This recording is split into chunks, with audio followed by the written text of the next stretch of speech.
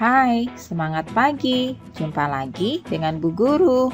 Assalamualaikum warahmatullahi wabarakatuh. Anak-anak yang hebat, apa kabarnya kalian pagi hari ini? Bu Guru selalu doakan kalian agar senantiasa dalam keadaan sehat walafiat. Kali ini Bu Guru akan menyampaikan materi pelajaran untuk SD kelas 5, tema 6, panas dan perpindahannya, subtema 1, suhu dan kalor, pembelajaran kelima. Namun sebelum kita mulai, marilah kita awali dengan pembacaan doa terlebih dahulu ya anak-anak, agar kita semua diberikan kemudahan untuk memahami materi pelajaran yang akan Bu Guru sampaikan pada pagi hari ini. Nah, apakah kalian sudah siap semuanya?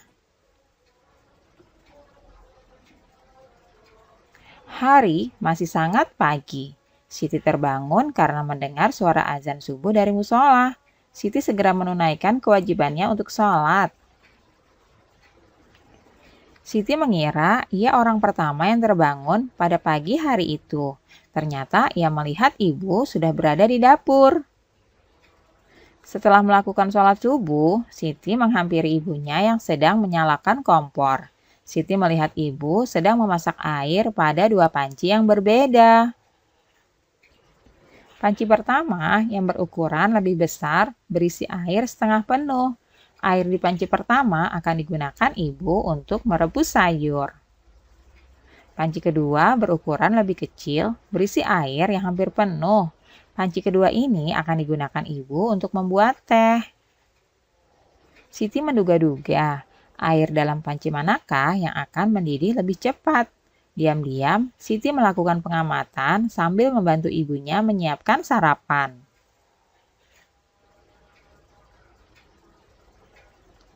Nah, anak-anak, perhatikan gambar panci berikut ini ya. Manakah yang lebih cepat mendidih? Panci A atau panci B? Nah, anak-anak, setelah kalian perhatikan, bagaimana ukuran kedua panci tersebut? Ya, benar. Panci tersebut tidak sama ya ukurannya. Panci A ukurannya lebih besar daripada panci B. Kemudian, manakah panci yang berisi air lebih banyak? Panci A atau yang B? Nah, anak-anak, setelah kalian perhatikan, kalian pasti bisa menjawabnya bahwa panci A berisi air lebih banyak. Selanjutnya, jika kedua panci berisi air itu dididihkan, panci manakah yang akan memerlukan waktu lebih lama untuk mendidihkan air di dalamnya, anak-anak? Ya, betul sekali. Panci A membutuhkan waktu lebih lama untuk mendidihkan air di dalamnya. Mengapa air di panci A lebih lama mendidih ya? Hal itu dikarenakan panci A memiliki air lebih banyak. Sedangkan energi panas yang diberikan dari kompor panci A sama dengan energi panas yang diberikan dari kompor panci B yang memiliki air lebih sedikit. Nah, berikutnya bagaimana hubungan antara energi panas yang dibutuhkan untuk mendidihkan air di dalam panci dengan suhu air di dalamnya. Oh iya, kalian masih ingat kan? Air mendidih pada suhu 100 derajat Celcius. Ya, benar sekali anak-anak. Semakin besar energi panas yang digunakan untuk mendidihkan air di dalamnya, maka semakin tinggi suhu yang menyebabkan air tersebut cepat panas atau mendidih. Berikutnya, apakah kesimpulan yang kamu dapatkan dari kegiatan di atas tadi, anak-anak? Nah, pada peristiwa mendidihnya air menunjukkan peningkatan suhu pada air mencapai 100 derajat Celcius. Hal ini berarti kegiatan yang berbeda membutuhkan energi panas yang berbeda pula. Nah, anak-anak, dari dua kegiatan ini, manakah yang membutuhkan energi panas lebih banyak? Kalian beri tanda centang ya. Apakah mengeringkan pakaian yang sangat basah atau mengeringkan pakaian yang setengah basah? Ya, benar. Yang lebih membutuhkan energi panas lebih banyak itu adalah mengeringkan pakaian yang sangat basah. Kita berikan checklist di sini ya.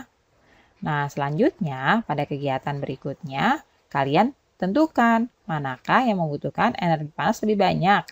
Apakah mengeringkan sapu tangan basah dari kain yang tipis atau mengeringkan handuk mandi basah yang tebal? Ya, benar sekali. Yang membutuhkan energi panas lebih banyak itu adalah mengeringkan handuk mandi basah yang tebal. Kita berikan checklist di sini ya. Selanjutnya, kalian juga harus tentukan nih, manakah kegiatan ini yang membutuhkan energi panas lebih banyak. Apakah mengeringkan rambut panjang habis keramas, ataukah mengeringkan rambut pendek setelah keramas? Ya, benar. Yang membutuhkan energi panas lebih banyak itu adalah mengeringkan rambut panjang habis keramas. Kita berikan checklist di sini ya, anak-anak. Nah, anak-anak, jadi kegiatan-kegiatan yang berbeda itu juga membutuhkan energi panas yang berbeda ya. Siti berkata kepada Dayu, "Aku baru menyadari bahwa kegiatan yang berbeda memerlukan energi panas yang berbeda juga. Apa yang telah kamu pahami, Dayu?" Nah, kemudian Dayu pun berkata, pada peristiwa mendidihnya air juga menunjukkan peningkatan suhu pada air sampai mencapai 100 derajat Celcius. Apa yang sebenarnya terjadi ya? Kemudian Siti pun menjawab, "Wah, aku juga penasaran. Apakah semakin tinggi suhunya, benda akan semakin panas? Lalu, apa yang sebenarnya terjadi pada benda yang meningkat suhunya? Apakah kita bisa melihat pengaruhnya pada kehidupan sehari-hari?" Tanya Siti kepada Dayu. Yuk kita cari tahu perubahan akibat perubahan suhu. Anak-anak, suhu menunjukkan derajat panas benda. Semakin tinggi suhu suatu benda, maka semakin panas benda tersebut. Suhu menunjukkan energi yang dimiliki oleh suatu benda. Energi panas dapat mengubah benda ya anak-anak. Ada dua peristiwa yang akan mengubah benda akibat dari energi panas. Yang pertama adalah pemuaian dan yang kedua adalah penyusutan. Peristiwa yang pertama yaitu pemuaian. Pemuaian panas adalah perubahan suatu benda yang dapat menjadi bertambah panjang, lebar, luas, atau bertambah volumenya karena terkena kalor atau panas. Namun sebaliknya anak-anak, ada juga benda yang dapat mengalami penyusutan.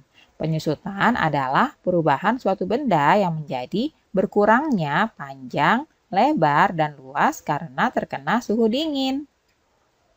Nah, itulah perbedaan pemuaian dengan penyusutan ya anak-anak.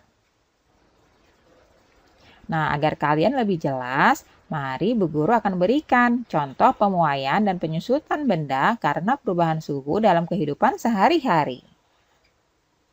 Yang pertama adalah pemasangan kaca jendela.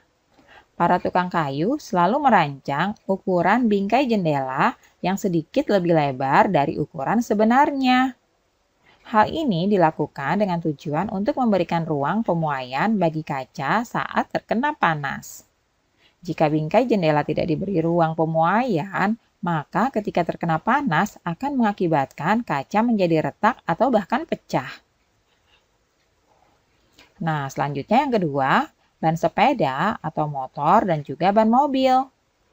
Jika ban sepeda motor, dan ban mobil diisi udara terlalu banyak, maka ban akan mengeras dan akan membahayakan pengemudinya. Ban yang diisi terlalu banyak udara dapat meletus dan dapat mengakibatkan kecelakaan. Hal ini disebabkan karena udara di dalam ban dapat memuai dikarenakan panas. Nah, peristiwa selanjutnya adalah kawat atau kabel listrik dan telepon. Kawat atau kabel telepon dan listrik dipasang agak mengendur dan tidak tegang. Hal ini dilakukan dengan tujuan agar kawat atau kabel tidak putus pada malam hari ketika mengalami penyusutan. Selain itu, agar kawat atau kabel tidak putus jika tertimpa pohon yang tumbang. Nah, peristiwa selanjutnya adalah pemuaian yang terjadi pada gelas kaca. Pernahkah kamu melihat sebuah gelas kaca yang tiba-tiba pecah atau retak ketika dituangi air panas? Hal ini terjadi karena adanya pemuaian yang tidak merata pada bagian gelas. Oleh karena itu, disarankan agar tidak menuangi gelas basah atau gelas dingin dengan air panas yang baru mendidih.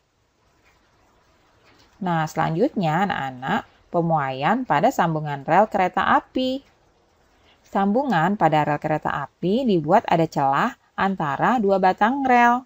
Coba kalian perhatikan gambar berikut ini ya. Hal ini dilakukan untuk memberikan ruang muai sehingga saat terkena panas, rel tersebut tidak melengkung. Rel yang melengkung akan membahayakan gerbong kereta yang melewatinya. Bisa terjadi kecelakaan anak-anak. Nah, peristiwa berikutnya adalah penggunaan termometer. Kalian tahu, termometer akan ditempelkan ke beberapa bagian tubuh seperti ke dalam mulut atau ketiak untuk mengukur suhu panas tubuh. Setelah beberapa lama, cairan di dalam termometer akan naik karena terjadi pemuaian setelah mendapatkan panas dari tubuh. Ketika termometer tidak digunakan, akan kembali turun karena mengalami penyusutan. Nah, anak-anak, itulah tadi beberapa contoh peristiwa pemuaian dan juga penyusutan benda dikarenakan perubahan suhu yang terjadi dalam kehidupan sehari-hari. Apakah kalian sudah bisa memahaminya, anak-anak? Nah, sekarang ayo kita menyanyi. Kalian perhatikan gambar berikut ini ya. Gambar ini merupakan alat musik gamelan, dibuat dari campuran tembaga dan timah dengan ukuran tertentu. Ukuran dan perbandingan antara kedua logam tersebut dapat menghasilkan suara yang berbeda ya anak-anak. Campuran logam itu harus dipanaskan dengan suhu tinggi agar mencair dan mudah dibentuk. Proses ini disebut dengan peleburan. Nah, anak-anak, kegiatan selanjutnya adalah menyanyikan lagu Cincang Keling. Nah, anak-anak, inilah lagu Cincang Keling. Coba kalian nyanyikan bersama dengan kedua orang tua kalian di rumah ya. Nyanyikan dengan semangat. Nah, anak-anak, kegiatan selanjutnya, marilah kita melengkapi tabel berikut ini. Nama lagu yang tadi sudah dinyanyikan itu adalah Cincang Keling. Anak-anak tahu dari manakah asal lagu Cincang Keling? Ya, benar sekali. Lagu Cincang Keling itu berasal dari daerah Jawa Barat. Nah, kemudian anak-anak, apakah tangga nada yang dimainkan atau digunakan pada lagu Cincang Keling? Ya, tepat. Tangga nada yang digunakan itu adalah jenis slendro. Nah, anak-anak, bagaimana kesan yang didapatkan pada saat mendengarkan lagu ini? Ya, kesan yang didapatkan itu adalah gembira. Kemudian anak-anak coba cari ya arti lirik dari syair lagu. Pada syair yang pertama itu artinya adalah bunyi tetabuhan buah kopi bertangkai-tangkai. Syair kedua, biarkan itu milikku jangan sering diganggu. Syair yang ketiga, ingatlah manusia hati harus selalu tenang. Syair keempat, agar mendapat dunia yang penuh rahmat. Syair kelima, jangan sampai ketinggalan walau masih jauh. Dan syair keenam, artinya adalah layarnya putih dan terlihat kecil terdorong ombak. Nah, anak-anak, itulah tadi lirik dan syair lagu Cincang Keling beserta dengan artinya. Nah, anak-anak, alhamdulillah pembelajaran hari ini sudah selesai ya. Terima kasih sudah menyaksikan video pembelajaran ini. Sampai jumpa lagi di video pembelajaran selanjutnya. Semoga bermanfaat buat kalian semua ya. Salam sehat dan tetap semangat. Wassalamualaikum warahmatullahi wabarakatuh.